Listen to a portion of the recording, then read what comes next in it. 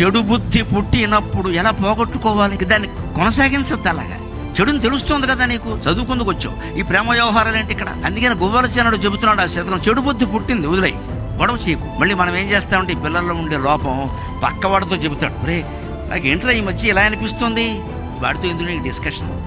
వాడు ఏం చేస్తాడు, తినగా ఉండగా వీడికి ఎలా అనిపిస్తుందని అప్పటికో చెబుతాడు. అసలు అనిపించిన దానికంటే ఈ ప్రచారం ఎక్కువైంది, దానివల్ల వీడికి ఇన్ఫీరియారిటీ వచ్చింది. అక్కడి నుంచి వీడు ఎరా నువ్వు చదువుకోవడం మనసు ఏంటి ఇలా చేస్తున్నావు అని ఎవడో వచ్చి పలకరిస్తాడు. అక్కడి నుంచి వీడు డిప్రెషన్లోకి వెళ్ళిపోయాడు.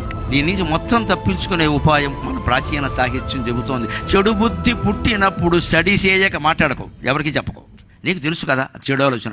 స్వీయ హృదయ సాక్షి ఎదిగి, నీ హృదయమే సాక్షిగా నీలో నువ్వు ఆలోచించుకో, అది తప్ప ఒప్ప. పెళ్లి చేసుకోవడం తప్పు కాదు, ప్రేమించడము తప్పు కాదు, దానికి ఒక వయస్సు ఉంది, ఒక పద్ధతి ఉంది. కాలేజీలో ఏమిటి ఈ ఆలోచన మనిషికి రావాలంటే ఒంటరిగా ఉండాలి. ఇద్దరు ముగ్గురితో చర్చిస్తే క్యాంటీన్ చర్చల్లో తేలదండి ఇది.